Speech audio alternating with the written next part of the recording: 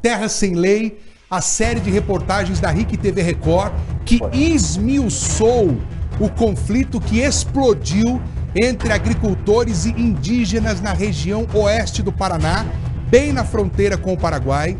Nós conversamos com o desembargador nomeado para mediar a situação e ele falou do plano do governo federal para comprar, para ceder terras a indígenas ali na região, e também foi questionado sobre o registro de estrangeiros como se fossem indígenas brasileiros.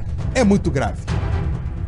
Este desembargador recebeu a missão: intermediar um acordo para o conflito de terra no oeste do estado. E, segundo ele, a solução já foi apresentada. A solução mais próxima, assim, para tentar pelo menos atender a necessidade imediata das partes envolvidas, né, é a aquisição de áreas, né, que possam acomodar a comunidade indígena, né, que estão nessa disputa aí pelo território naquela região oeste do Paraná. O comprador? Veja, o comprador muito provavelmente vai ser a União Federal. A disputa por terra se intensificou este ano nos municípios de Guaíra, Terra Roxa e Autônia. O tema foi explorado na série de reportagens Terra Sem Lei, a ameaça no campo da RIC TV. Tendo conflito aqui. Parece terra sem lei, mas é o oeste do Paraná, dando sinais de que algo pior está para acontecer.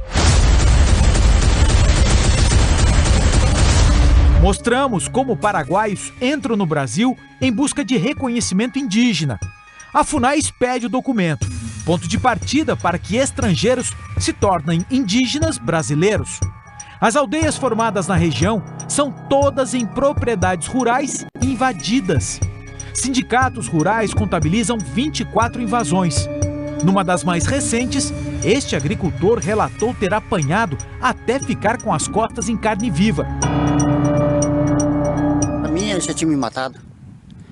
Foi Deus que me livrou de lá e a Pefron que chegou no momento certo, conseguiu me tirar de lá. Pensa em voltar para lá ainda ou não? Não, de maneira nenhuma. Dá um medo, coisa ruim, uma sensação estranha, né?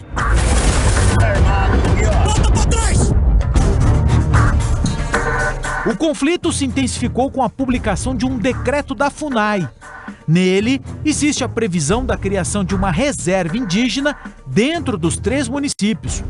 Com isso, Guaíra perderia 15% da área. Terra Roxa, 18%. Prefeituras, ruralistas e proprietários foram à justiça. O decreto acabou suspenso e as reintegrações de posse também. E aí entrou na história esse desembargador do Tribunal de Justiça do Paraná. Ele pertence a uma comissão criada para intermediar conflitos agrários. Um trabalho reconhecido pelo Supremo Tribunal Federal e também pelo Conselho Nacional de Justiça. Segundo o desembargador, a solução passa pela usina hidrelétrica de Itaipu. A série Terra Sem Lei mostrou que proprietários de áreas invadidas estão sendo procurados pela binacional. Bom negócio? Para a cidade, não. Por quê?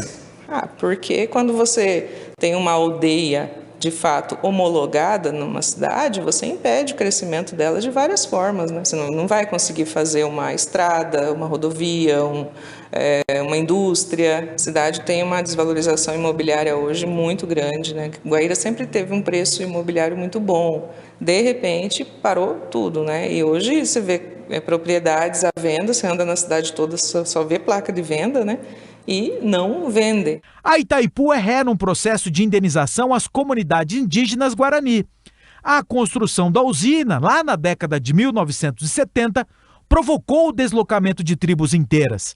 De acordo com o desembargador, a Itaipu já está autorizada por ele a fazer negócio, oferecer dinheiro para a compra de terra invadidas de quem queira vender. Existem alguns proprietários de terras que são objeto de ações possessórias, né, que fizeram essa oferta, ou pelo menos sinalizaram com a possibilidade de fazer essa oferta, né, desde que a Itaipu faça frente ao valor que eles entendem devido. Mas eventualmente vai ter aquele proprietário com área invadida que não queira fazer esse negócio.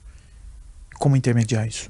Bom, como eu disse assim, no primeiro momento, a gente trabalha com necessidades, né? As mais imediatas são aqueles proprietários que, com as suas áreas ocupadas pela comunidade indígena, pretendem ou precisam explorar essa área. Até que, dentro do conjunto das áreas que vierem a ser adquiridas, né, a gente possa, eventualmente, fazer o deslocamento dessas comunidades indígenas que ocupam essas áreas, onde os proprietários não têm interesse na venda. O acordo encaminhado até o momento não prevê a criação da reserva indígena. Mas o desembargador não descarta que isso aconteça, o que afetaria a urbanização e o crescimento dos 3 municípios. Pode ser uma das conclusões a que cheguemos ao final das mediações. Mas isso vai depender, lógico, evidentemente, da quantidade de área que for ocupada, né, e quais comunidades que serão assentadas nessas áreas. O desembargador também foi questionado sobre um outro problema revelado na série: a vinda de paraguaios para cá e a expedição de documentos indígenas pela FUNAI. Essa questão, no âmbito da mediação, nós não tratamos disso, né? Porque, na nossa visão, não é produtivo, né? A gente tratar se são índios indígenas paraguaios, se são indígenas brasileiros, se eles vieram da Argentina, isso, nesse primeiro momento, no âmbito da mediação, não ganha muito relevância, né? Isso é uma questão, eu acho que mais tarde, né, em caso de haver o assentamento da comunidade indígena, isso deve ser tratado pelos órgãos oficiais. No começo do ano que vem, ele e outros juízes da comissão voltarão para o oeste do estado. A ideia é intensificar a intermediação do acordo apresentado. A Itaipu está liberada para comprar terras invadidas e as áreas serão cedidas pelo governo federal aos indígenas, sendo eles paraguaios ou brasileiros. E não custa lembrar, para os indígenas, isso não faz a menor diferença. Pode vir lá do Mato Grosso, pode vir lá pode vir lá do São Paulo, pode vir de qualquer lugar. Se for Avá Guarani, a gente vai receber. Então, para a gente, indígena, Avá Guarani é Avá Guarani, não tem como mudar isso. Pode vir do Paraguai. Pode vir do Paraguai.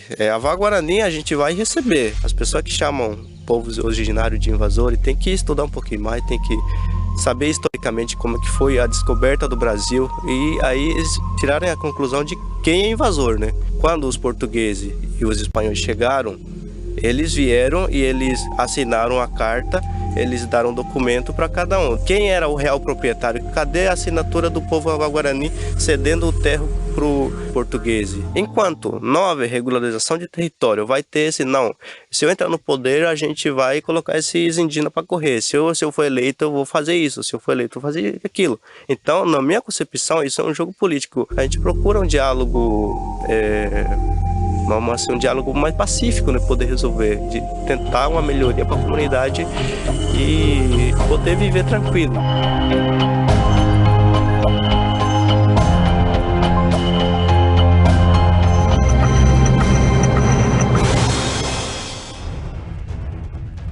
A série de reportagens Terra Sem Lei teve repercussão imediata na Câmara dos Deputados e também no Senado Federal.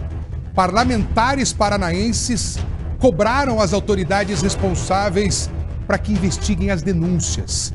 O deputado federal e presidente da Frente Parlamentar do Agronegócio, Pedro Lupion, conversou com a produção do Balanço Geral. Vamos acompanhar.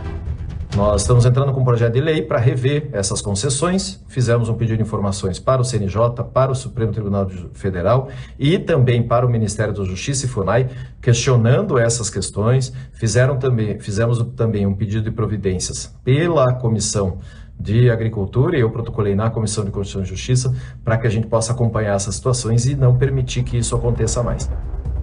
Vai ter muito assunto